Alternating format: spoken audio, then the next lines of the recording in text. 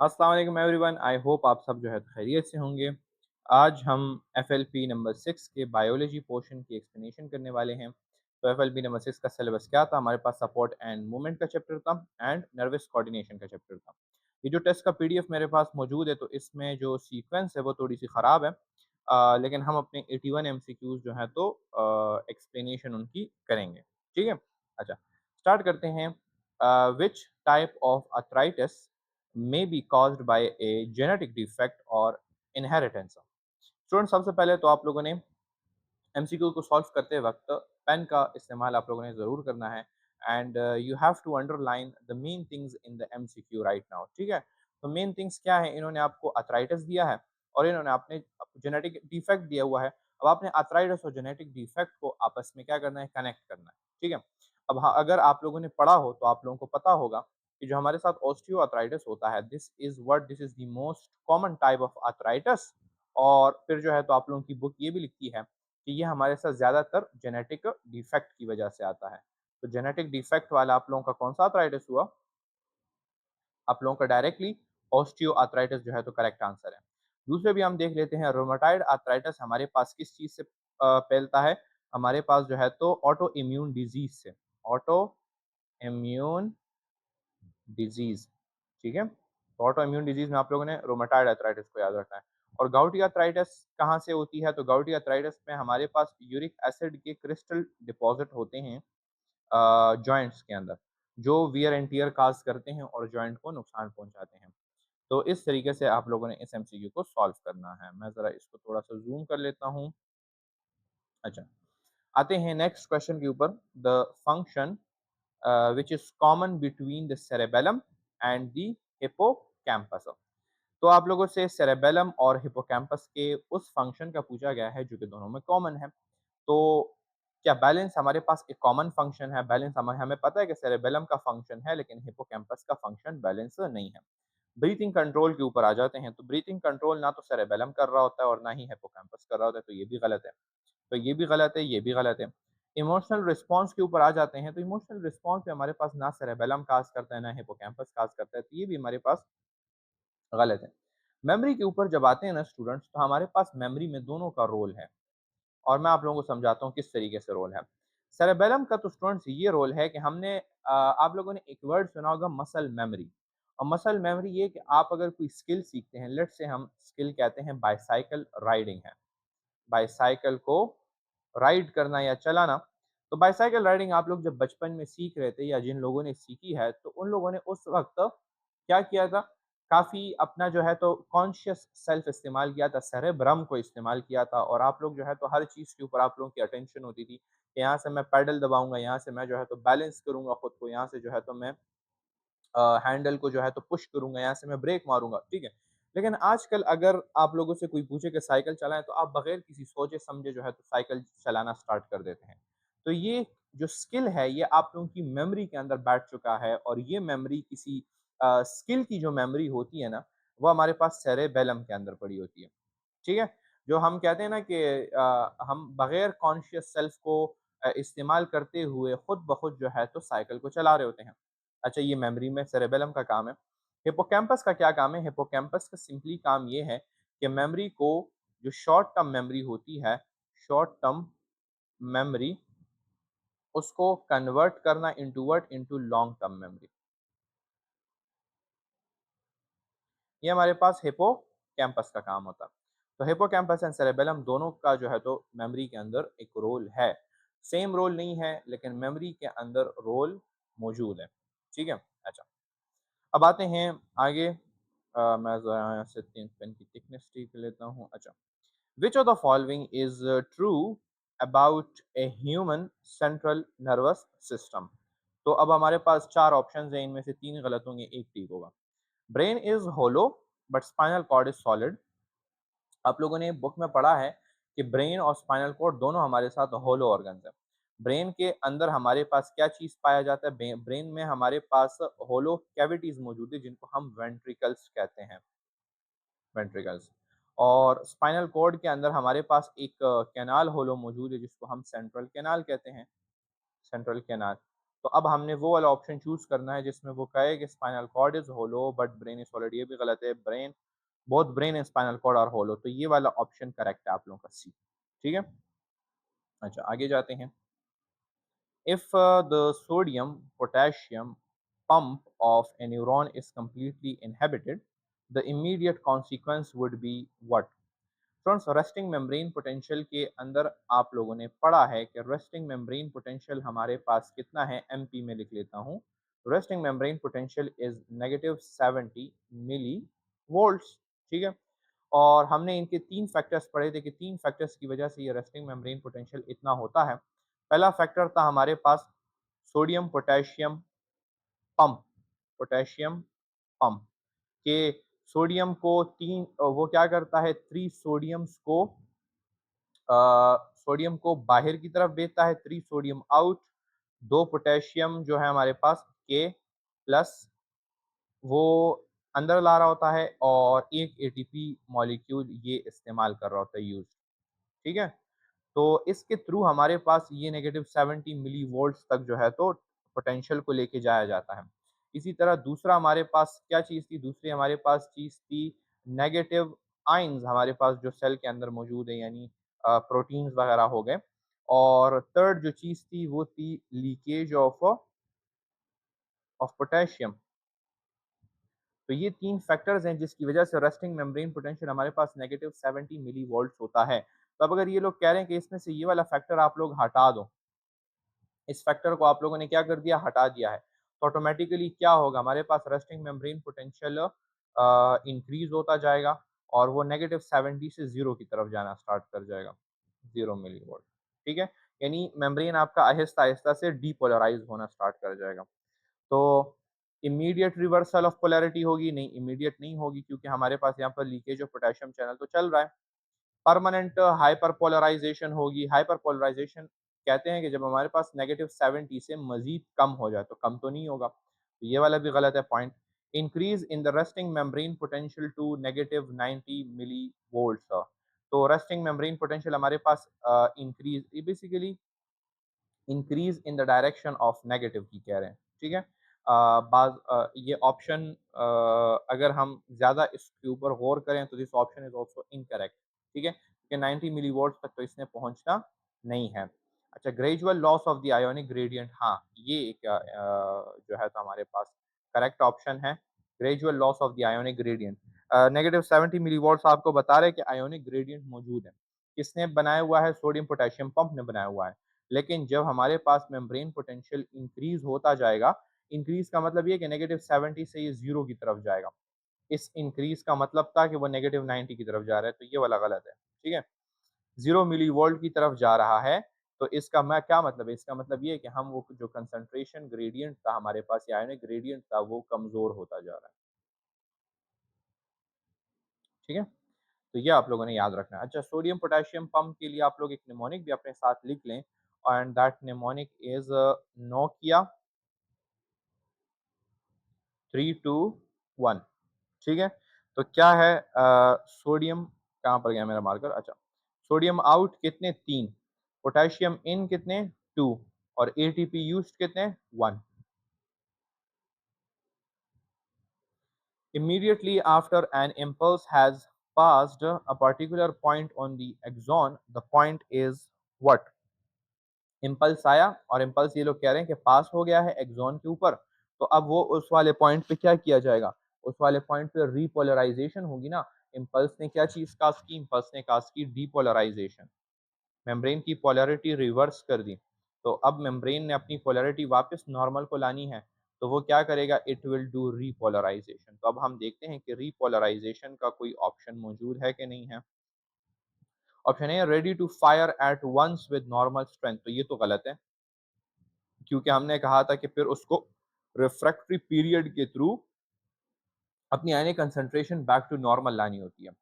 Temporarily less responsive to a new stimulus, permanently unable to fire again, permanently भी fire again नहीं होता, क्योंकि refractory period के बाद उसको आप दोबारा स्टिमुलेट कर सकते हो। डीपोलराइज इंडेफिनेटली, ये भी गलत है। ठीक है? तो हमारे पास करेक्ट क्या है? Temporary less responsive to a new stimulus, यानी जो न्यू स्टिमुलस को ये रिस्पॉन्स नहीं शो करता, तो वो बेसिकली कितना होता है, वो टेम्पररी होता है, परमानेंट नहीं होता। डेंड्राइट्स जो हैं तो they differ from the axons in that dendrites, dendrite और एक्सॉन में क्या फ़र्क है? क्वेश्चन आप लोगों से ये पूछ रहे हैं। Conduct impulses away from the cell body, ये डेंड्राइट्स के कैरेक्टरिस्टिक्स अब हम डिस्कस कर रहे हैं, ठीक है? Are gradually tapered from the base to the tip. अच्छा, जब हम पहले वाले की तरफ जाते हैं, conduct impulses away from the cell body, तो ये गलत है, क्योंकि dendrites toward the cell body impulses ला रहे होते हैं। Are gradually tapered from the base to the end, ये इनके स्ट्रक्चर वाइज करेक्ट है, लेकिन हम नीचे और भी देख लेते हैं। इन साइनेप्टिक नॉब नहीं, साइनेप्टिक नॉब में हमारे पास एक्सॉन्स होते हैं, ठीक है? हैव अ कांस्टेंट डायमीटर, ये भी गलत है। कांस्टेंट डायमीटर भी हमारे पास एक्सॉन का होता है, तो correct option is B number option, ठीक है? Are gradually tapered from the base to the tip, मतलब क्या है कि आप लोगों के पास ये अगर सेल बॉडी है, ठीक है, ये हमारे पास सेल बॉडी और ये उसकी एक्सॉन है, तो आप लोग देखें कि यहाँ पर इसका डायमीटर ज्यादा होता है और यहाँ पर इसका डायमीटर कम हो जाता है, तो ये आप एग्जैन सॉरी डेंड्राइट है विच ग्रेजुअली टैपर्स, टैपर्स का मतलब ये है कि वो इस तरह नोकीली सी स्ट्रक्चर बना लेता है, ठीक है? अच्छा, आते हैं नेक्स्ट के ऊपर। In an arthritic joint, arthritic joint वो जिसको आर्थराइटिस हुआ है, इंक्रीज्ड फ्रिक्शन होगा between the bones result mainly from, कि बोन्स के बीच में जो रेजिस्टेंस है वो किस चीज़ की वजह से है? तो आइए देखते हैं, क्या इंक्रीज साइनोवियल फ्लूइड होता है? नहीं, हमारे पास साइनोवियल फ्लूइड नहीं होता। लॉस ऑफ लिगामेंट्स, क्या लिगामेंट्स लॉस करता है बंदा? नहीं। Thickening of the membrane and reduced fluid, हाँ, ये हमारे पास एक करेक्ट ऑप्शन है। क्यों करेक्ट ऑप्शन है? स्टूडेंट्स, आर्थराइटिस जॉइंट्स की इन्फ्लेमेशन, तो इन्फ्लेमेशन का मतलब क्या है कि मेम्ब्रेन आपकी थिक हो गई है और फ्लूइड जो है तो उसमें रिड्यूस हो जाती है, इसकी वजह से फ्रिक्शन ज़्यादा हो जाती है, ठीक है? ग्रोथ ऑफ न्यू कार्टिलेज भी गलत है। Muscle sample shows branched cells, muscle sample इन्होंने उठाया, उसमें ब्रांच सेल्स हैं, ये आपको उसकी पहली कैरेक्टरिस्टिक इन्होंने दी।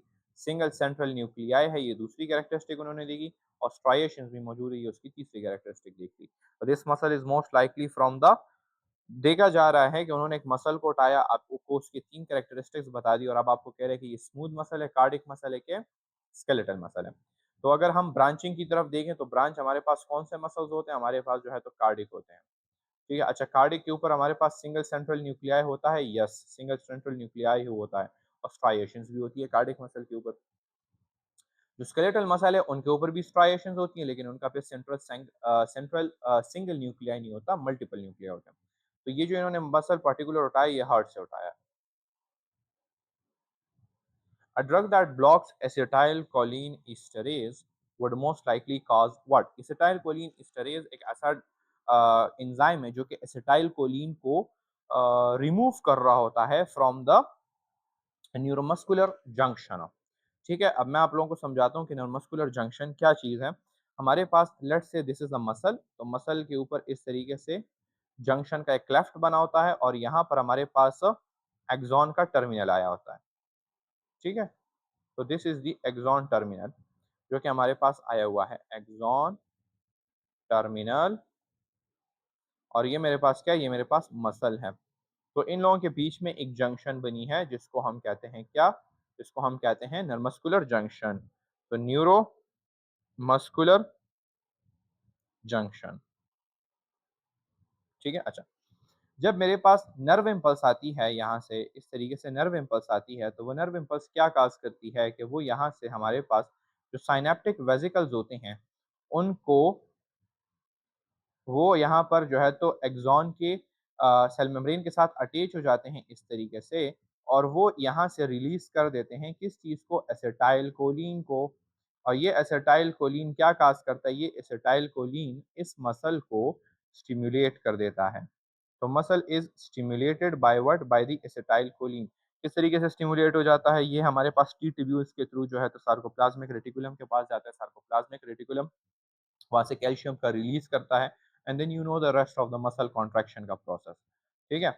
तो हमारे पास ये चीज़ हो जाती है। अब जब मसल रेस्ट में आता है ना, तो हमारे पास एक दूसरा एंजाइम है, एसिटाइल कोलिन ईस्टरेज, एसिटाइल कोलिन ईस्टरेज, वो क्या करता है कि वो इस क्लेफ्ट से हमारे पास इस एसिटाइल कोलिन को क्लीन करना स्टार्ट कर देता है, इसकी ब्रेकडाउन स्टार्ट कर देता है, ताकि हमारे पास ये एसिटाइल कोलिन इस मसल को बार-बार स्टिमुलेट ना करे।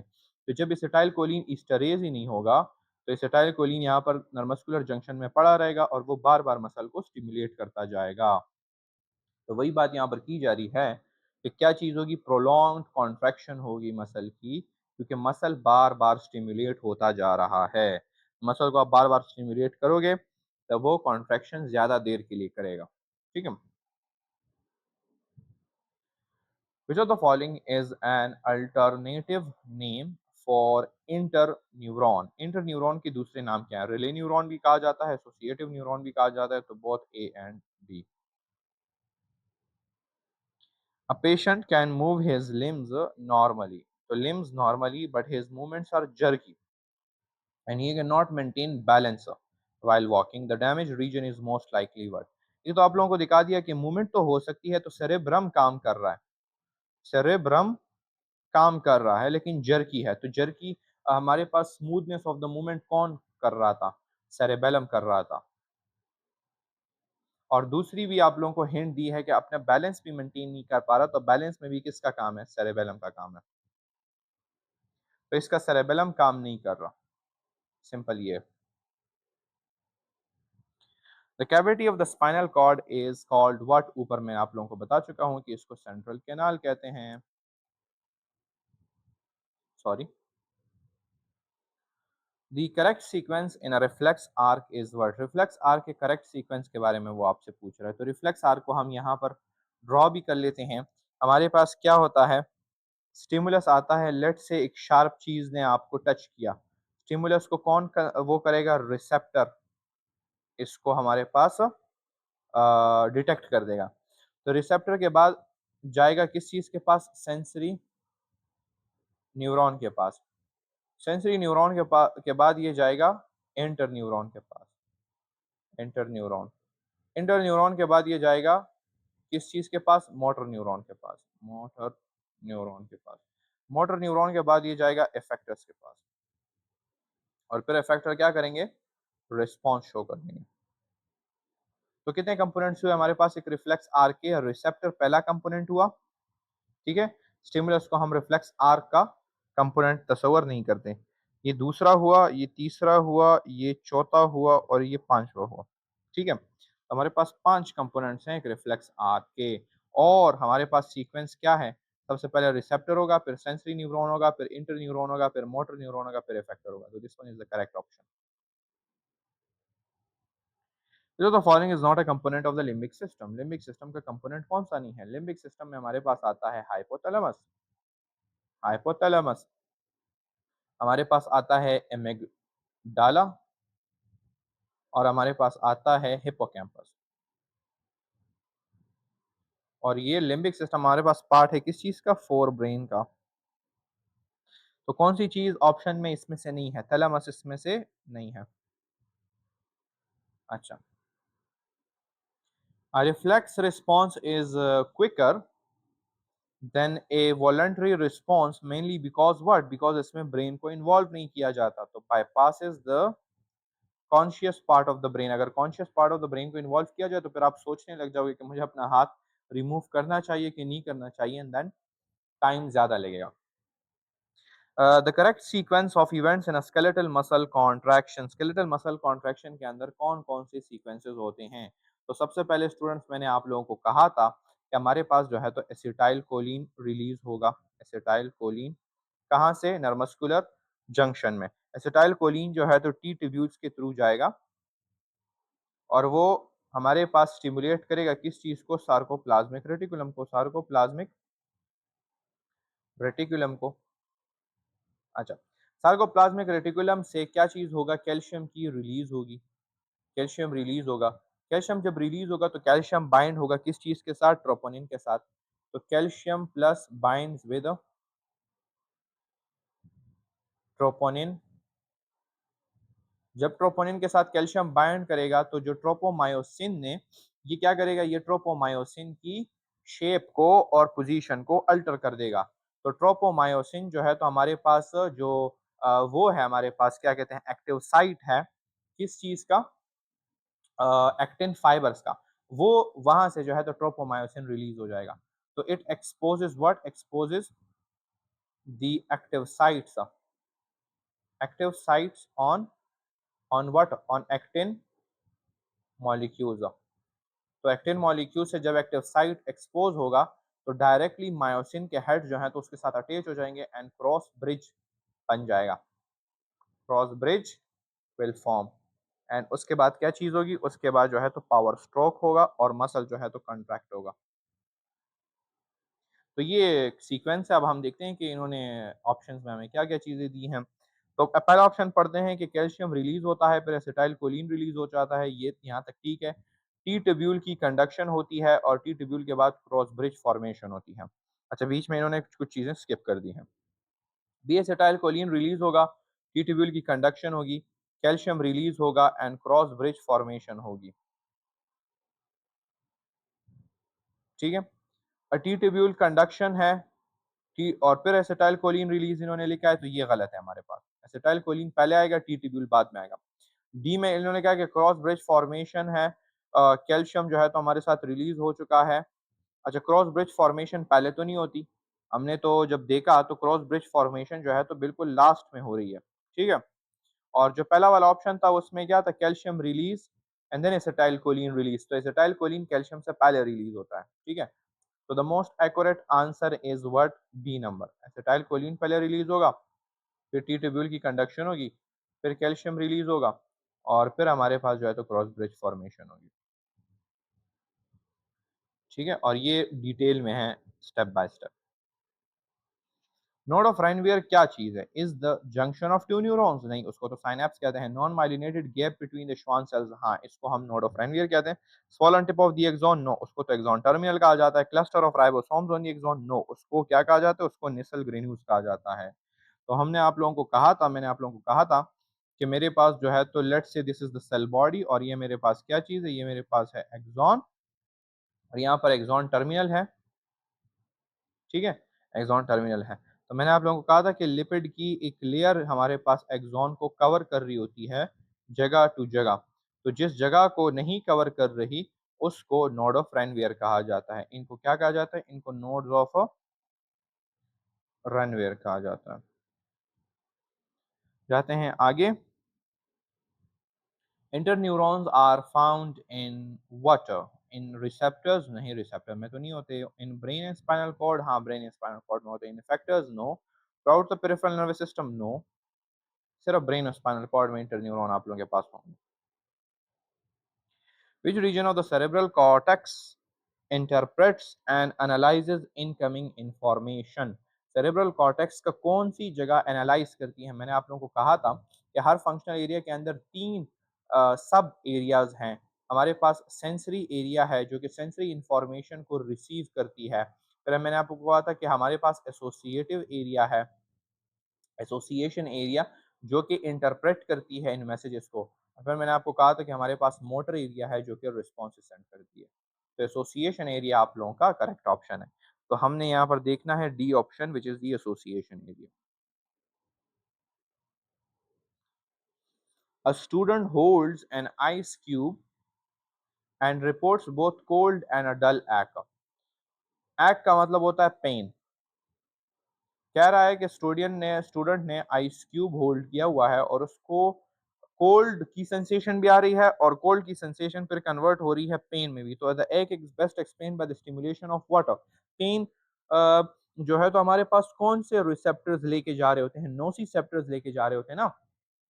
तो थर्मोरिसेप्टर्स क्या सिर्फ इसमें काम कर रहे हैं? नहीं, थर्मोरिसेप्टर्स को कोल्ड का तो बता रहे हैं लेकिन पेन का कौन बताएगा? तो पेन का उसको नोसिसेप्टर्स बता रहे हैं in addition to the thermoreceptor. तो थर्मोरिसेप्टर्स भी काम कर रहे हैं और पेन वाले रिसेप्टर्स भी काम कर रहे हैं।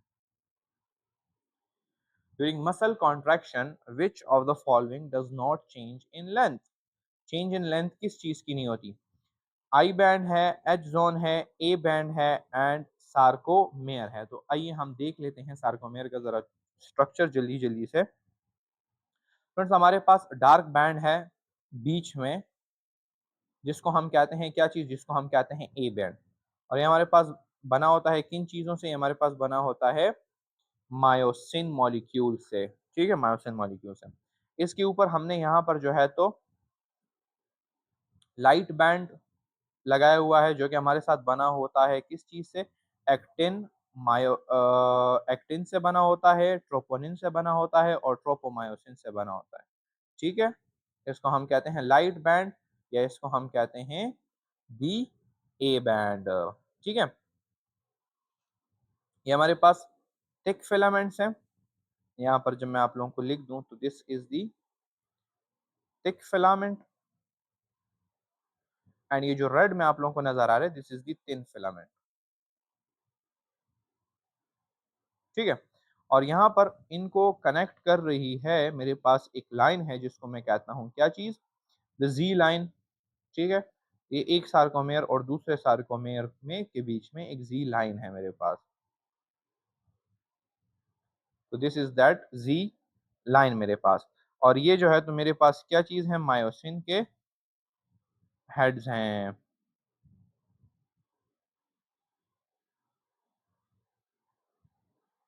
ठीक है? ये मायोसिन के हमारे पास क्या है? हेड्स हैं। अच्छा, मैंने काफ़ी रफ डायग्राम ड्रॉ किया हुआ है लेकिन मैं आप लोगों को सिर्फ समझा रहा हूँ कि स्टूडेंट्स ये जो जगह है ना हमारे पास जिसमें ओवरलैप हुआ है थिक फिलामेंट और थिन फिलामेंट का, ठीक है? इसको हम कहते हैं दी ए बैंड। इसको हम क्या कहते हैं? इसको हम कहते हैं दी ए बैंड।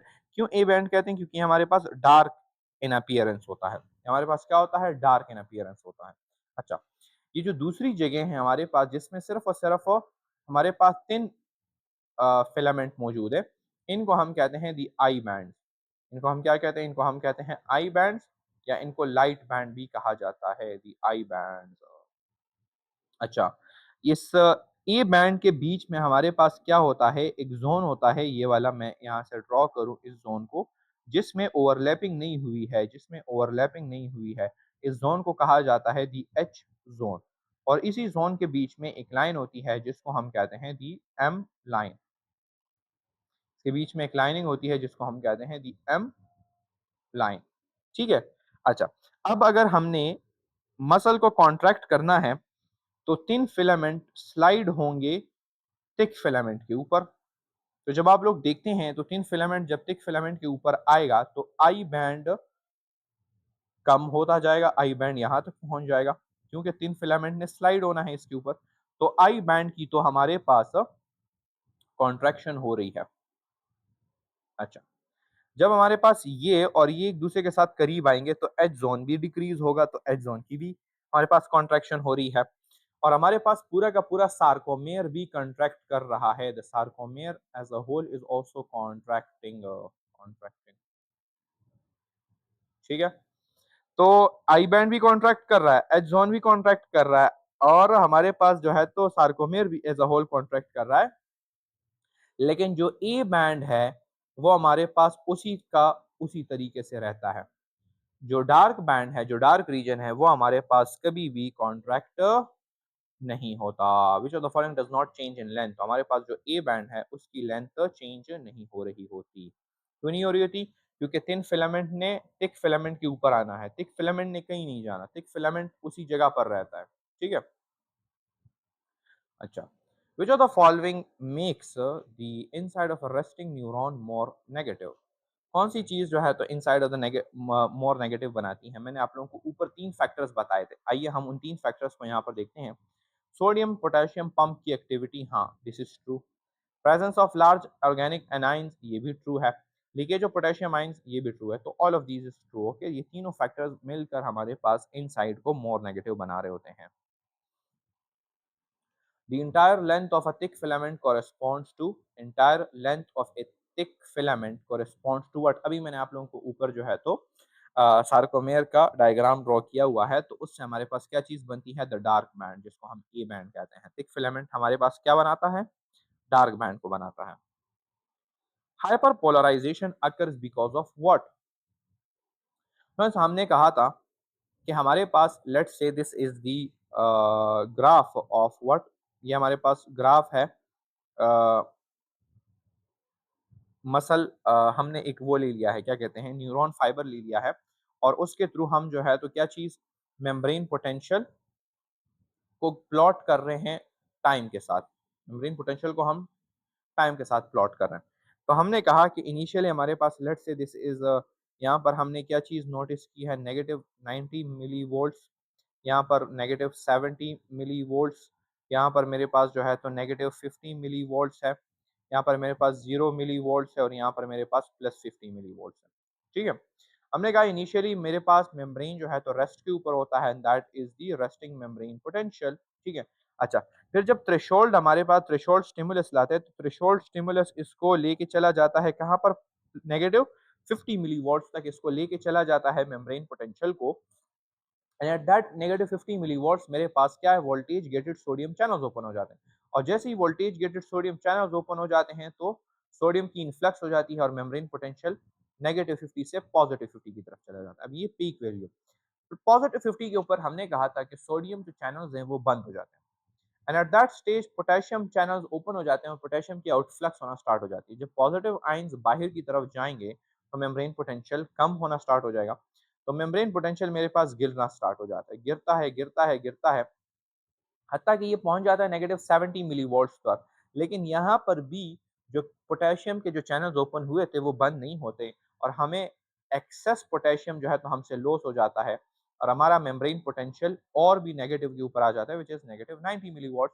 और फिर यहाँ से इसको दोबारा जो है तो नॉर्मल की तरफ लेके जाया जाता है।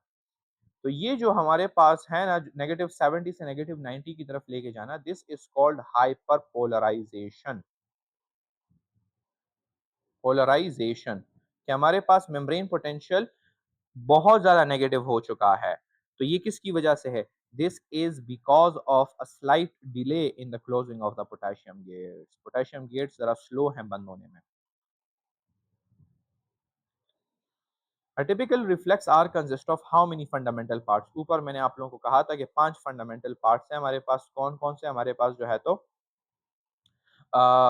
रिसेप्टर है, रिसेप्टर के बाद हमारे पास सेंसरी न्यूरॉन है, फिर हमारे पास जो है तो इंटर न्यूरॉन है, फिर हमारे पास जो है तो मोटर न्यूरॉन है, फिर हमारे पास जो है तो इफेक्टर है। ठीक है? अच्छा, when cartilage becomes calcified the immediate consequence is what? Students, मैंने आप लोगों को कहा था कि हमारे पास जो बचपन में जो बच्चा होता है, जब फीटस होता है तो उसका स्केलेटन बनता है किस चीज़ से? कार्टिलेज से बनता है। ये भी एक इंफॉर्मेशन आप लोग अपने साथ नोट कर लें कि बच्चों का जो स्केलेटन होता है, जो फीटस होता है, वो बनता है किस चीज़ से? कार्टिलेज से बनता है और फिर लेटर इन लाइफ वो कार्टिलेज कैल्सिफाई हो जाता है। कैल्सिफाई हो जाता है। कैल्सिफिकेशन का मतलब ये है कि उसमें कैल्शियम, उसके मैट्रिक्स में कैल्शियम की डिपोज़िशन स्टार्ट हो जाती है। तो कैल्शियम जब डिपोज़िशन करेगा तो हमने कहा था कि कार्टिलेज को न्यूट्रिएंट्स प्रोवाइड करते हैं through diffusion, diffusion through the ground material. ठीक है? लेकिन जब कैल्सिफिकेशन हो जाती है तो फिर ये डिफ्यूजन नहीं हो पाती। डिफ्यूजन को ये ब्लॉक कर देता है। तो जो कार्टिलेज के अपने सेल्स हैं जिनको हम कॉन्ड्रोसाइट्स कहते हैं, वो मरना स्टार्ट हो जाते हैं। तो इसीलिए हमने यहाँ पर ये लिखना है कि कॉन्ड्रोसाइट्स डाई। ठीक है? The classification of joints is based on what? हमने किस चीज़ की बेसिस पे जॉइंट को क्लासिफाई किया? हमने जो है तो जॉइंट्स को क्लासिफाई किया हुआ है इनटू फाइब्रस जॉइंट्स, हमने उनको क्लासिफाई किया हुआ है इनटू कार्टिलेजिनियस जॉइंट्स और साइनोवियल जॉइंट्स। तो ये हमने बेसिकली उन जॉइंट्स के बीच में, बोन्स के बीच में कौन सा मटेरियल पाया जाता है उसकी बेसिस पे हमने क्लासिफिकेशन की है। तो size of the bones no, material binding the bones and presence of a joint cavity, now this is the correct option क्योंकि साइनोवियल के अंदर एक जॉइंट कैविटी मौजूद होती है, बाकी दो में नहीं होती। तो ये साइनोवियल को हम बाकी दो से डिफरेंशिएट कर रहे हैं। और इनके बीच में कौन सा मटेरियल है? फाइब्रस के अंदर फाइब्रस टिश्यू होता है, कार्टिलेजिनियस में कार्टिलेज होता है और साइनोवियल के अंदर क्या होता है हमारे पास? क्या कहते हैं, हमारे पास जॉइंट का कार्टिलेज होता है और साइनोवियल कैविटी मौजूद होती है। ठीक है? Articular cartilage and synovial cavity मौजूद होती है। Sorry. The hypothalamus serves as a link between the, hypothalamus किस चीज के बीच में लिंक शेयर करता है? ये आप लोगों की बुक की लाइन है कि hypothalamus nervous and endocrine system के बीच में एक लिंक है। की वजह ये है एंडोक्राइन सिस्टम में आप लोगों ने पिट्यूटरी ग्लैंड को पढ़ना है और आप लोगों ने पढ़ना है कि pituitary gland is the master gland जो कि बाकी ग्लैंड्स को कंट्रोल कर रही होती है। लेकिन पिट्यूटरी ग्लैंड को कौन कंट्रोल कर रहा होता है? हाइपोथैलेमस। और हाइपोथैलेमस पार्ट है नर्वस सिस्टम का। ऑस्टियोसाइट्स आर फॉर्म्ड व्हेन किस चीज़ से ऑस्टियोसाइट्स बनते हैं? तो हमने कहा था कि ऑस्टियोसाइट ऑस्टियोब्लास्ट से बनते हैं when they get trapped in the matrix. ठीक है? Myelinated fibres are more energy efficient because myelin क्या करता है? माइलिन एक इंसुलेशन है, तो ये जो है तो एनर्जी लॉस को बचाता है। एक्सॉन से एनर्जी ना लॉस हो, इसको माइलिन शीट जो है तो वो बचाता है। तो it prevents the loss of energy by insulating, ठीक है? इंसुलेशन कॉज़ करता है। और दूसरा माइलिन शीट का क्या हमारे पास फंक्शन है? माइलिन शीट की वजह से नर्व इम्पल्स काफ़ी तेज़ हो जाता है। तो ये मेरे पास एक एक्सॉन है, जब इस एक्सॉन के ऊपर हमारे पास माइलिन शीट नहीं था, तो इस पूरे एक्सॉन से हमारे पास इलेक्ट्रिकल करंट को पास होना था। इलेक्ट्रिकल करंट को पास होना था throughout the length of the axon. लेकिन जब हमने इसके ऊपर एक माइलिन शीट ऐड किया, लेट्स से हमने इसको माइलिन शीट ऐड किया, तो हमने ये वाले पॉइंट्स ब्लॉक कर दिए।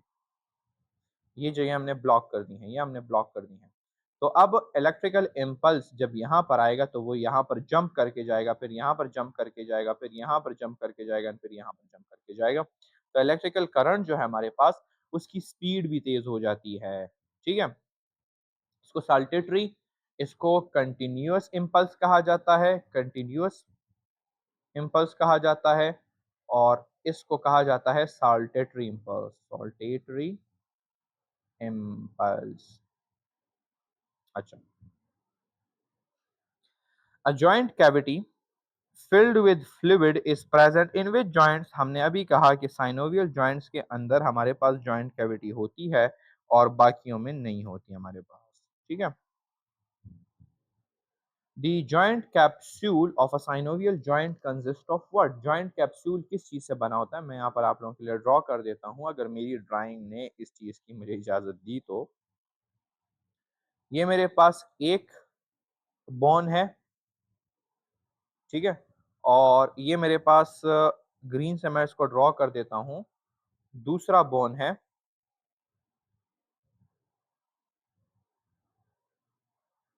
ठीक है? अब इन दोनों के बीच में हमने क्या करना है? हमने जॉइंट बनाना है।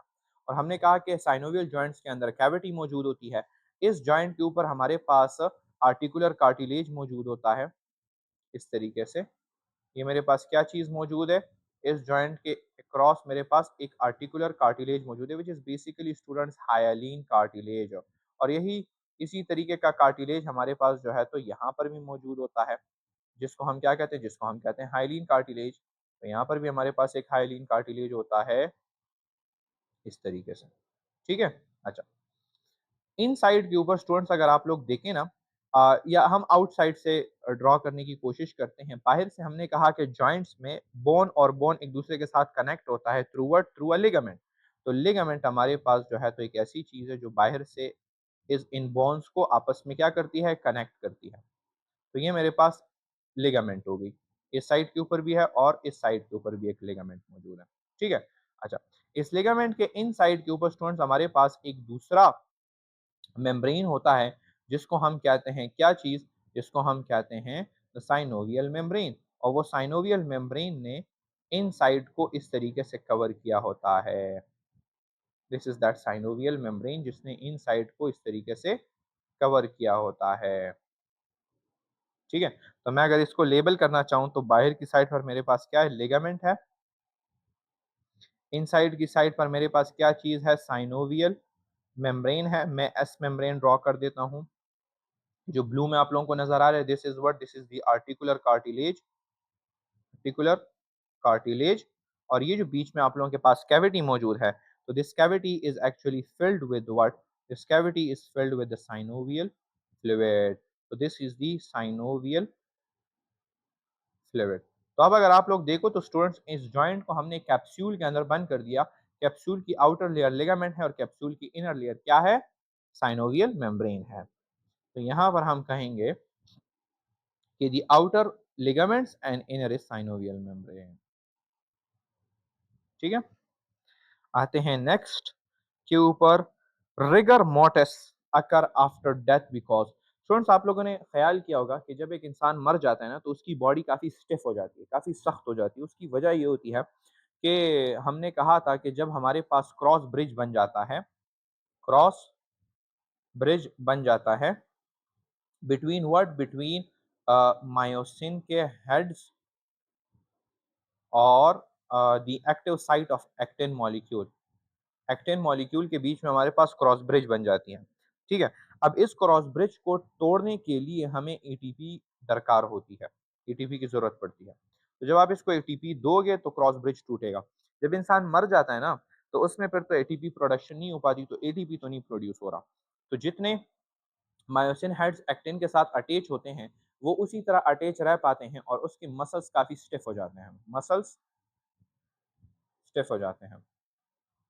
ठीक है, तो because of what, because of ATP production stops.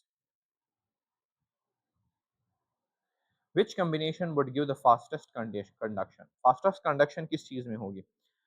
Thin and myelinated axon. एक तो आप लोगों ने ये जानना है कि फास्ट कंडक्शन किन चीज के ऊपर डिपेंडेंट है। एक तो इस चीज के ऊपर डिपेंडेंट है कि एक्सॉन माइलिनेटेड है कि माइलिनेटेड नहीं है। मैंने अभी आप लोगों को कहा कि जो माइलिनेटेड एक्सॉन होता है उसमें जंपिंग फिनोमिना हो रहा होता है, साल्टेटरी इंपल्स हो रहा होता है, साल्टेटरी इंपल्स तेज है। और दूसरे ये चीज है कि उसकी थिकनेस कितनी है। और आप लोगों ने फिजिक्स के अंदर पढ़ा हुआ है कि resistance is inversely proportional to what, diameter of. जितनी डायमीटर ज्यादा होगी किसी वायर की उतनी उसमें से रेजिस्टेंस कम होगी। तो जितनी हम एक्सॉन की डायमीटर बढ़ाएंगे उतनी उसमें से स्पीड ऑफ कंडक्शन तेज होगी क्योंकि रेजिस्टेंस कम हो रही होती है। ठीक है, the correct option is thick and myelinated axon में सबसे तेज कंडक्शन हो रही होती है। Regulation of calcium releases from the bone tissue into the blood is carried out by what? Students, regulation की अगर हम बात करें ना तो रेगुलेशन हमारे पास ओस्टियोसाइट्स कर रहे होते हैं। रेगुलेशन ऑफ कैल्शियम कौन कर रहा होता है? ऑस्टियोसाइट कर रहा होता है। यानी कैल्शियम को ब्लड से लेकर बोन में डालना और बोन से लेकर ब्लड में डालना। जब ब्लड को जरूरत पड़ती है या ब्लड में एक्सेस हो तो फिर बोन में उसको स्टोर किया जाता है। This is the function of osteocyte. इसको आप लोगों ने ऑस्टियोक्लास्ट के साथ कंफ्यूज नहीं करना। ऑस्टियोक्लास्ट बोन की ब्रेकडाउन स्टार्ट कर देते हैं। ठीक है, और वो हमारे पास सही है, बोन से कैल्शियम को निकालते हैं। ठीक है, बोन की ब्रेकडाउन करके कैल्शियम को निकालते हैं, बट वो इस फिनोमिना को रेगुलेट नहीं कर रहे होते। इस फिनोमिना को रेगुलेशन की जो है ना वो ऑस्टियोसाइट्स कर रहे होते हैं। तो जब भी आप लोगों ने रेगुलेशन का नाम सुन लिया आपने ऑस्टियोसाइट्स को टिक करना है, आपने ऑस्टियोक्लास्ट को टिक नहीं करना। ठीक है, और अगर यहाँ पर होता कि ब्रेकडाउन ऑफ द बोन या absorption of the bone and in which calcium is released from the bone and the blood उसको कैरी करता है, फिर वो किसका फिनोमिना है? वो होगा ऑस्टियो क्लास्ट का फिनोमिना। ठीक है, ऑस्टियोक्लास्ट का फंक्शन। स्ट्रेच रिसेप्टर्स जो हैं हमारे पास, पहले तो ये आप लोग जाने कि स्ट्रेच रिसेप्टर क्या चीज कर रहे होते हैं। ये प्रेशर को नाप रहे होते हैं। Present in large arteries is important for the regulation of what, for the regulation of blood pressure, automatically blood pressure. ठीक है, a repolarized neuron fiber differs from a polarized one in that the repolarized fiber has what a different अच्छा polarity तो इनकी same है क्योंकि repolarize हो चुका है। repolarization का मतलब ये है कि ये मेरे पास एक एक्सॉन है और ये मेरे पास पहले आउटर साइड इसकी पॉजिटिव थी और इन साइड इसकी नेगेटिव है, तो इसको हम कहते हैं पोलराइज्ड स्टेट, पोलराइज्ड स्टेट। फिर जब हमारे पास बाहर जो है तो नेगेटिव हो जाता है और इनसाइड हमारे पास पॉजिटिव हो जाता है तो इसको हम कहते हैं डीपोलराइज्ड स्टेट। और फिर जब ये दोबारा हमारे पास बाहर जो है तो पॉजिटिव हो जाता है और इनसाइड हमारे पास नेगेटिव हो जाता है तो इसको हम कहते हैं रीपोलराइज्ड स्टेट। तो रीपोलराइज्ड स्टेट में चार्जेस की जो वो है ना हमारे पास क्या कहते हैं इसको, पोलैरिटी, पोलैरिटी तो सेम है लेकिन रीपोलराइज्ड स्टेट में students concentration of ions differ करते हैं। ठीक है, डिफर आयन डिस्ट्रीब्यूशन क्यों, उसकी क्या वजह है? उसकी वजह यह है कि इनिशियली तो हमारे पास 10 टाइम्स सोडियम ज़्यादा था in the external environment and 30 times potassium ज़्यादा था इन दी इंटरनल इन्वायरमेंट। लेकिन अब चूंकि सोडियम की इनफ्लक्स हो गई है, पोटेशियम की आउटफ्लक्स हो गई है, तो वो जो कंसंट्रेशन था हमारे पास वो आयन की जो डिस्ट्रीब्यूशन थी वो अभी डिफरेंट है। अब सोडियम पोटेशियम पंप इसको वापस नॉर्मल की तरफ लाएगा। The binding of calcium to the troponin results in what? मैंने अभी आप लोगों को ऊपर कहा कि जब हमारे पास ट्रोपोनिन के साथ कैल्शियम जो है तो वो अटैच हो जाता है, तो ट्रोपोनिन ट्रोपोमायोसिन की डिस्प्लेसमेंट काज़ करता है। ट्रोपोमायोसिन ने एक्टिन के एक्टिव साइट को बंद किया होता है। ठीक है? मैं अगर यहाँ पर आप लोगों को डायग्रामेटिकली दिखा पाऊँ, तो हमारे पास जो थिन फिलामेंट है ना, वो बना होता है 3 चीज़ों से। और वो 3 चीज़ें कौन-सी होती हैं? सबसे पहले तो हमारे पास उसमें हमारे पास एक्टिन मॉलिक्यूल्स होते हैं जो कि डबल हेलिक्स बनाते हैं इस तरीके से।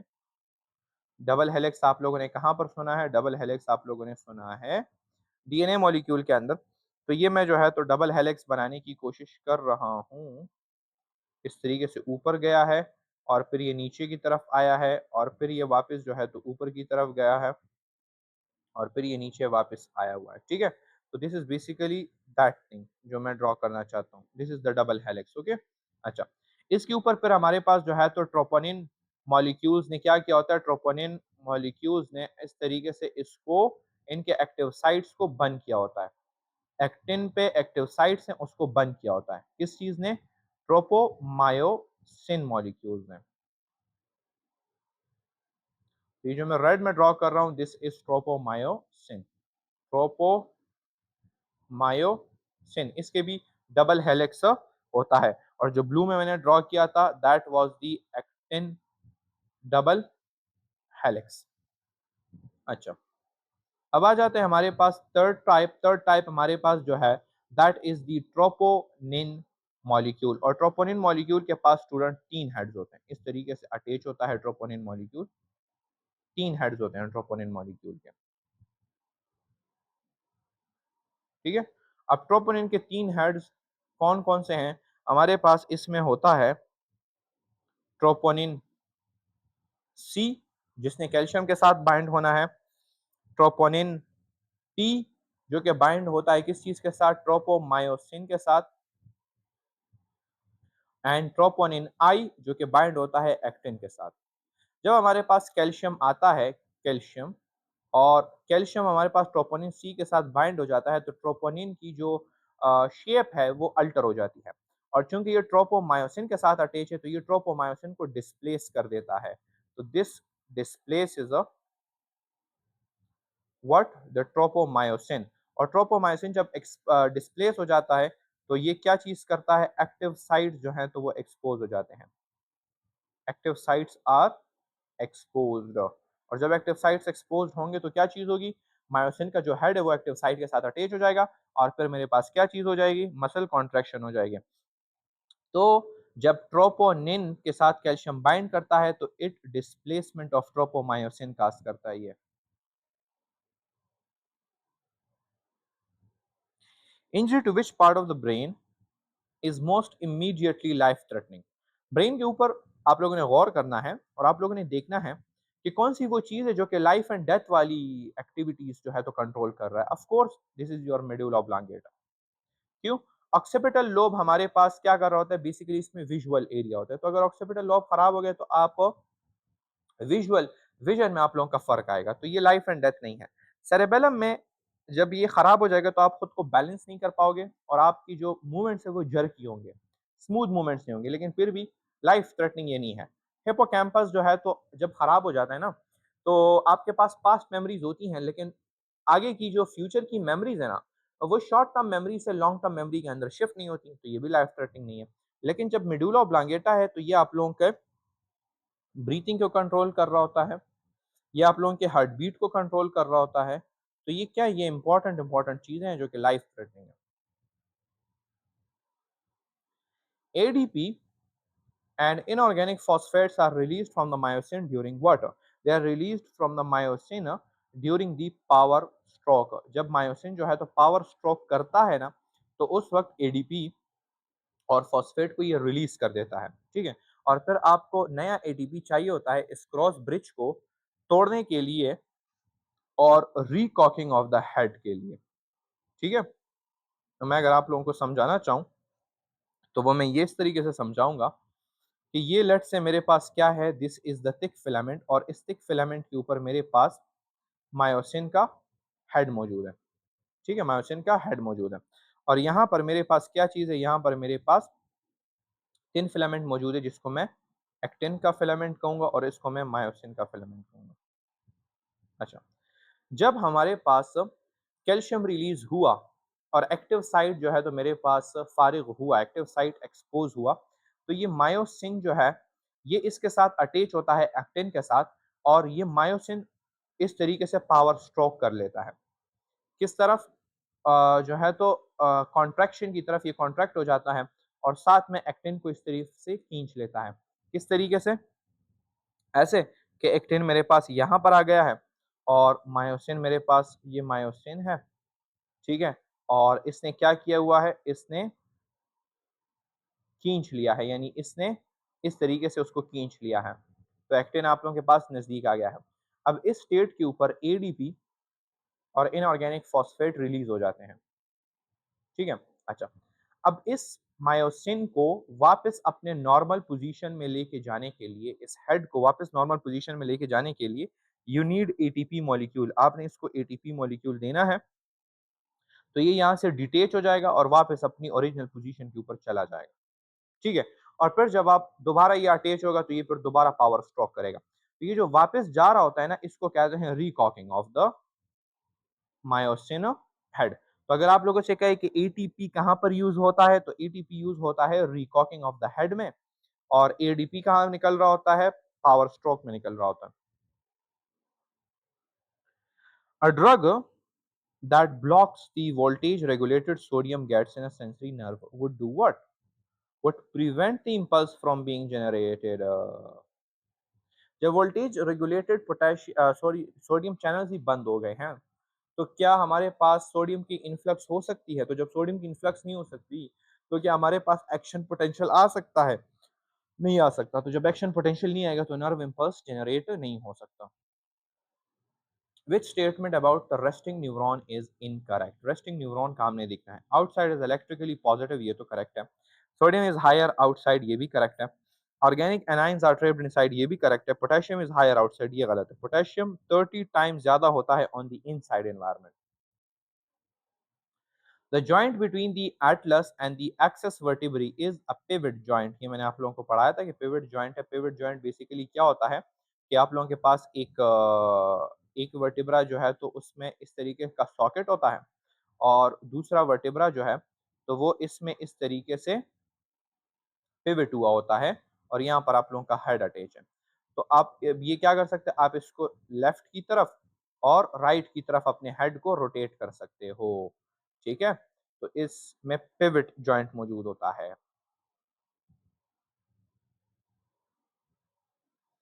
पोन्स हमारे साथ इन्वॉल्व है किस चीज़ के अंदर?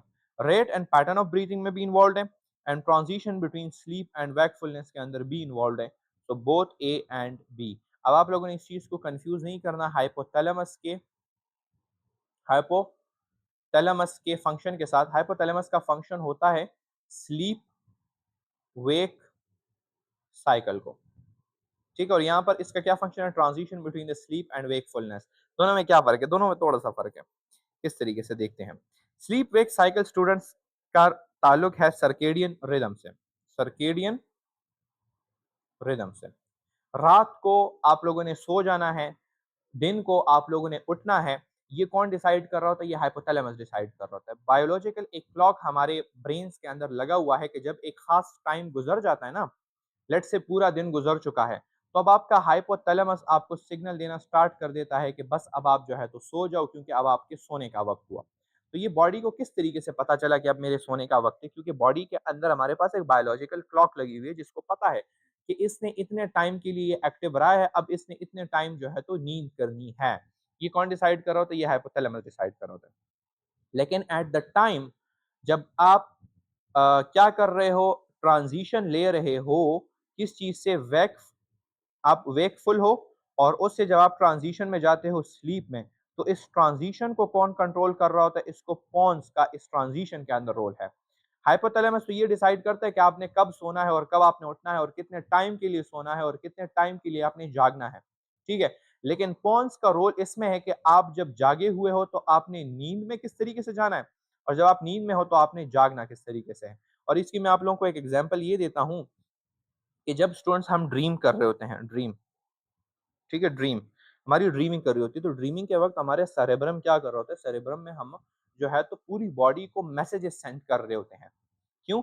ड्रीम में तो आप जो है तो चल भी रहे होते हो वॉकिंग, तो आपके पैरों तक भी आपका सेरेब्रम मैसेजेस सेंड कर रहा होता है। ड्रीम में जो है तो आप स्पीकिंग भी कर रहे होते हो, तो आपके माउथ तक भी मैसेजेस जा रहे होते हैं। लेकिन पॉन्स ये करता है कि पॉन्स जो है तो पूरी बॉडी को सुला देता है, पॉन्स पूरी बॉडी को स्लीप कर देता है। पूरी बॉडी को सुला देता है पॉन्स। तो जब आप लोगों के ड्रीम में जब सिग्नल्स जाते हैं ना स्पीकिंग वाले और वॉकिंग वाले, तो वो उन पार्ट्स को एक्टिवेट नहीं करते हैं, ठीक है? क्यों? पॉन्स ने आपकी पूरी बॉडी को सुला दिया है। और अगर पॉन्स काम ना करता, पॉन्स जो है पूरी बॉडी को ना सुलाता, तो क्या चीज़ हो जाती है हमारे पास? हम जो है तो नींद में फिर चल फिर रहे होते हैं, नींद में फिर हम बातें कर रहे होते हैं। तो ये पॉन्स का काम है कि आप लोग जागे हुए हो तो आप लोगों ने सोना किस तरीके से है, और अगर सोए हुए हो तो जागना किस तरीके से, और फिर जब आप जागते हो तो फिर पॉन्स आपकी पूरी बॉडी को जगा देता है। लेकिन हाइपोथैलेमस सिर्फ ये चीज़ डिसाइड करता है कि आपने सोना किस वक़्त है, कितने देर के लिए आपने सोना है और कितने देर के लिए आपने जागना है, ये हाइपोथैलेमस डिसाइड कर रहा होता है। Skeletal muscles are attached to bones by what? By tendons. Tendons हमारे पास कनेक्टिव टिश्यूज़ हैं जो कि स्केलेटल मसल्स को बोन के साथ अटैच करती हैं। Which feature is common to both skeletal muscle and the cardiac muscle? देखते हैं। प्रेजेंस ऑफ सार्कोमेयर्स, हाँ, ये जो है तो कॉमन है। मल्टी न्यूक्लिएटेड न्यूक्लियस नहीं, कार्डियक में मल्टी न्यूक्लिएटेड न्यूक्लियस नहीं होता। Voluntary control cardiac muscles are not voluntary. Intercalated disc सिर्फ कार्डियक मसल के अंदर मौजूद हैं, but they are not present in the skeletal muscles. तो presence of sarcomeres is a common point. Okay, most sensory neurons are what? Unipolar, और unipolar में भी students pseudo unipolar होते हैं। ये सूडो यूनिपोलर, सूडो यूनिपोलर का ये मतलब है कि एक सेल बॉडी होती है, उससे एक ही एक्सटेंशन आ रही होती है और फिर वो एक एक्सटेंशन जो है तो दो में कन्वर्ट हो जाती है, ठीक है? तो आपको बाहर से तो दो लग रही होती हैं, बट दोज आर फॉल्स, ठीक है? और वो असल में होता यूनिपोलर है। तो हम सूडो का मतलब है फॉल्स, फॉल्स यूनिपोलर, यानी आप लोगों को दो दिख रही हैं लेकिन हम इसको यूनिपोलर कंसिडर कर रहे हैं, ठीक है? अच्छा, the term electrochemical in the nerve impulse refers to the fact that the impulse involves water. हमारे पास जो है तो इलेक्ट्रिकल पोटेंशियल भी होता है और मूवमेंट ऑफ आइंस भी हो रही होती है। तो मूवमेंट ऑफ आइंस की वजह से हम इसको केमिकल कह रहे होते हैं और इलेक्ट्रिक पोटेंशियल की वजह से हम इसको इलेक्ट्रो कह रहे होते हैं, ठीक है? अच्छा, increased intensity of a stimulus is signaling to the CNS by, इस क्वेश्चन के ऊपर आप लोगों ने समझना है। Increased intensity of a stimulus, stimulus की जब इंटेंसिटी ज्यादा है, तो ये ब्रेन को कौन सी चीज से पता चलता है कि इंटेंसिटी स्टिमुलस का बहुत ज्यादा है? दो चीजों से पता चलता है।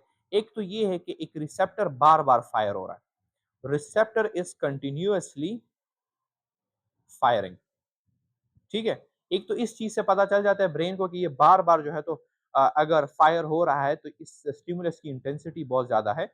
या फिर ये चीज है कि multiple receptors at a time are firing, multiple receptors are firing, एक साथ फायर कर रहे हैं मल्टीपल रिसेप्टर्स। ये क्या है? रिपीटेड इम्पल्सेस और मोर फाइबर्स फायरिंग। ज्यादा फाइबर्स की फायरिंग है या रिपीटेड इम्पल्सेस हैं जो कि कंटिन्यूअसली फायरिंग है, ठीक है? Fibrocartilage is found where? Fibrocartilage हमारे पास इंटरवर्टिब्रल डिस्क में भी होता है और प्यूबिक सिम्फिसिस के अंदर भी होता है, तो बोथ ए एंड बी। और फाइब्रोकार्टिलेज जिस जॉइंट के अंदर होता है उसको हम कार्टिलेजिनियस जॉइंट कहते हैं। एमसीक्यू स्टूडेंट, ये एक कॉमन कंफ्यूजन पॉइंट है और स्टूडेंट्स बहुत ही ज़्यादा गलती करते हैं इस पॉइंट में कि वो फाइब्रोकार्टिलेज वाले जॉइंट को फाइब्रस जॉइंट कंसिडर कर लेते हैं बिकॉज ऑफ द फाइब्रो। लेकिन चूंकि कार्टिलेज है इसमें, तो this is not a fibrous joint, the joint is cartilaginous joint. Okay, fibrous joint के अंदर कोई कार्टिलेज मौजूद नहीं होता। तो ये आप लोगों ने बहुत ज़्यादा ख्याल रखना है इस चीज़ का। A tissue sample shows cell in lacunae, flexible non-calcified matrix and no blood vessels. The tissue is most likely a cartilage, क्योंकि कार्टिलेज की कैरेक्टरिस्टिक्स है हमारे पास, कार्टिलेज की कैरेक्टरिस्टिक्स है हमारे पास। A tissue sample shows cell in lacunae है, लेक्यूनाई के अंदर कौन से कॉन्ड्रोसाइट्स हैं? कैल्सिफाइड मैट्रिक्स है हमारे पास एंड नो ब्लड वेसल्स, जो बोन है उसमें हमारे पास ब्लड वेसल्स मौजूद होते हैं, ठीक है? और कैल्सिफिकेशन भी हुई होती है मैट्रिक्स के अंदर हमारे पास। The binding of a new ATP molecule to the myosin head causes what? Detachment from the actin। ये मैंने अभी आप लोगों को ऊपर सिखाया रिगर मोर्टिस के अंदर भी, और वो जो एडीपी और एटीपी वाला एमसीक्यू था। जब एटीपी मॉलिक्यूल आता है तो वो क्या चीज काज करता है? Detachment of the actin, detachment from the actin molecule. अच्छा, each thick myosin filament is surrounded at each end by how many thin filaments? 6। ये आप लोगों ने स्टूडेंट्स याद रखना है कि जब हमारे पास हम इसको बाहर की तरफ से देखते हैं ना, तो let's say this is one thick filament, तो एक फिलामेंट के इर्द गिर्द हमारे पास 6 थिन फिलामेंट्स होते हैं। 3, 4, 5, 6, ठीक है, 6 थिन फिलामेंट्स होते हैं, और ये हर किसी के साथ जो है तो इस तरीके से क्रॉस ब्रिज बनाता है। और अगर आप लोगों से कोई पूछे कि each thin filament is surrounded by how many thick filaments, तो that is then 3। Okay, thin filament को कितने थिक फिलामेंट जो है तो सराउंड कर रहे होते हैं? 3 थिक फिलामेंट सराउंड कर रहे होते हैं, ठीक है? ये आप लोगों ने याद रखना। The lumen of the T tubule is continuous with the extracellular fluid। ये आप लोगों ने याद रखना है। Lumen of the T tubule किस चीज के साथ कंटिन्यूस होता है? ये एक्स्ट्रा सेलुलर फ्लूइड के साथ कंटिन्यूस होता है। टी ट्यूब्यूल क्या चीज है, मैं आप लोगों को समझाता हूँ। स्टूडेंट समझते हैं कि टी ट्यूब्यूल्स बेसिकली है क्या चीज।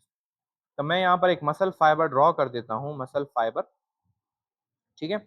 और स्टूडेंट्स, मसल फाइबर हमने कहा था कि टी ट्यूब्यूल्स जो है हमारे पास वो बेसिकली सार्कोप्लाज्म की एक्सटेंशंस हैं इनसाइड ऑफ द सेल। तो मैं यहाँ पर सार्कोप्लाज्म को थोड़ा सा इरेज कर देता हूँ ताकि मैं इनसाइड द सेल में इसकी एक्सटेंशन बना सकूँ। तो दिस इज द सार्कोप्लाज्म, और इनसाइड द सेल में हम इसकी क्या करेंगे? अब हम जो है तो इसकी एक्सटेंशंस बनाना स्टार्ट कर जाएंगे। तो स्टूडेंट्स, ये मेरे पास जो है तो एक टिब्यूल आया हुआ है, सेल के अंदर जो है तो एक्सटेंड हुआ है। ये मेरे पास जो है तो एक दूसरा टिब्यूल गया हुआ है, सेल के अंदर जो है तो एक्सटेंड हुआ है। ये मेरे पास एक तीसरा टिब्यूल गया हुआ है, सेल के अंदर जो है तो ये एक्सटेंड हुआ है। ये और टिब्यूल्स हैं जो कि सेल के अंदर जो है तो एक्सटेंड हुए हैं। सेल के अंदर क्या हुआ है? एक्सटेंड हुआ है।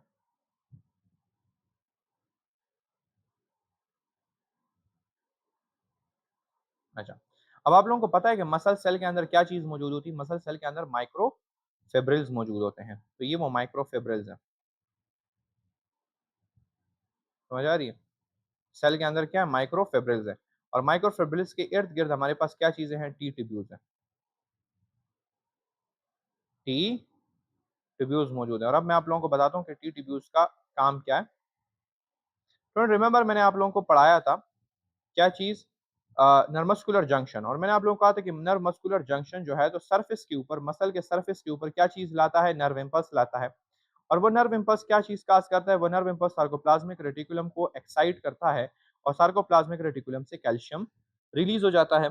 तो अब अगर हमारे पास ये टी ट्यूब्यूल्स ना होते तो सिर्फ वो जो सरफेस के ऊपर सार्कोप्लाज्मिक रेटिकुलम्स मौजूद है सिर्फ वही एक्साइट होते, और वही जो है तो सरफेस वाले जो माइक्रोफिब्रिल्स हैं वही एक्साइट होके कॉन्ट्रैक्शन काज करते, और deep into the muscle fibre ये नर्व इम्पल्स नहीं पहुंचता। लेकिन अब ऐसा होता है कि हमारे पास, let's say this is the nerve muscular junction ना, ये हमारे पास एक न्यूरॉन आया हुआ है। तो इस न्यूरॉन ने जब यहाँ पर हमारे पास एसिटाइल कोलिन सिक्रीट किया, तो वो एसिटाइल कोलिन इन एक्सटेंशंस की मदद से अंदर तक चला जाता है, अंदर तक चला जाता है। इसमें यहाँ पर अंदर तक आ जाता है। तो वो अंदर तक क्या करता है? अंदर तक जितने भी सार्कोप्लाज्मिक रेटिकुलम्स मौजूद है हमारे पास, जहाँ से कैल्शियम रिलीज होना है, वो उन तमाम को जो है तो एक्साइट कर देता है।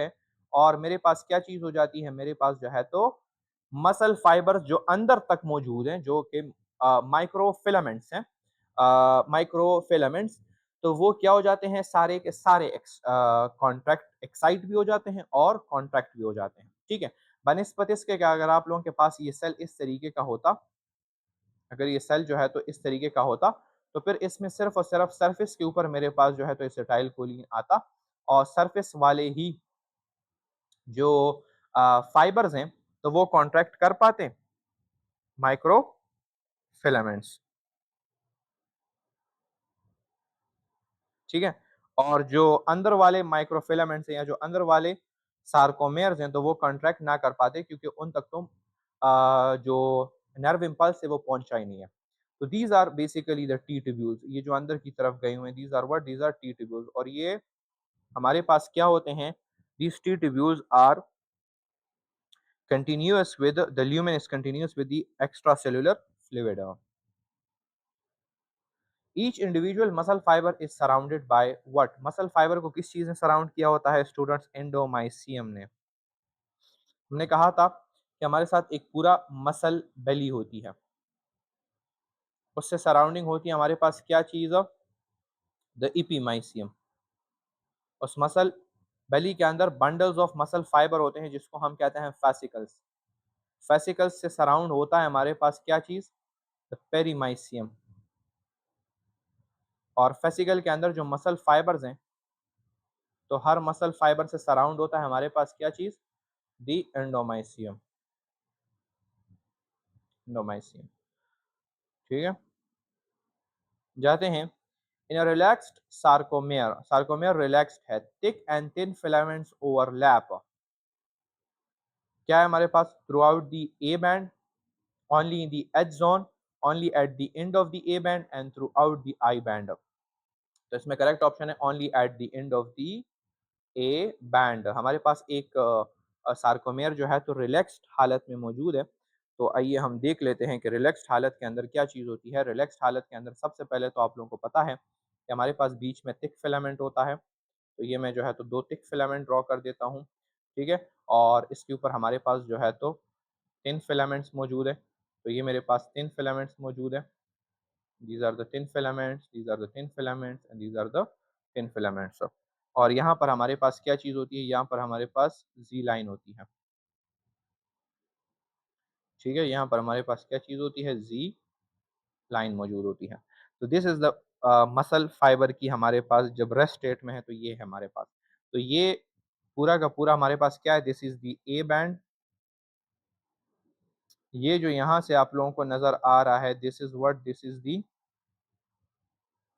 यहाँ से और यहाँ से, this is the I band, this is the I band, ठीक है। और ये जो आप लोगों को नजर आ रही है, दिस इज दी ओवरलैपिंग। तो क्या चीज इन्होंने कही है कि only at the end of the A band जो है, तो ये ए बैंड है, तो ए बैंड के सिर्फ एंड के ऊपर ओवरलैपिंग हो रही होती है, ठीक है, बाकी में नहीं हो रही होती। Thalamus receives all sensory impulses except the sense of smell. ये आप लोगों ने याद रखना है। थैलेमस हमारे पास एक रिले सेंटर है, किस चीज का? ब्रेन का। फोर ब्रेन के अंदर मौजूद होता है और जितनी भी सेंसेस हमारे पास आती हैं ना, चाहे विजन की हो गई हैं, चाहे हेयरिंग की हो गई है, सारी थैलेमस से गुजरती हैं और थैलेमस के बाद सेरेब्रम में जाती हैं। लेकिन सिर्फ साइड जो स्मेल है वो एक ऐसी सेंस है जो कि थैलेमस से नहीं पास होती और वो डायरेक्ट सेरेब्रम के अंदर चली जाती है। The dense fibrous membrane that covers the outer surface of the cartilage is called what? Cartilage के ऊपर एक प्रोटेक्टिव कवरिंग है और उस कवरिंग को हम क्या कहते हैं? उस कवरिंग को हम पेरिकॉन्ड्रियम कहते हैं। बोन वाले प्रोटेक्टिव कवरिंग को हम क्या कहते हैं? बोन वाले को पेरिओस्टियम कहते हैं, ठीक है। अच्छा, तो this was the whole FLP और आई होप आप लोगों के अच्छे मार्क्स इसमें आए हों और आप लोगों को इस चीज़ की समझ आ गई होगी। अल्लाह हाफ़िज़।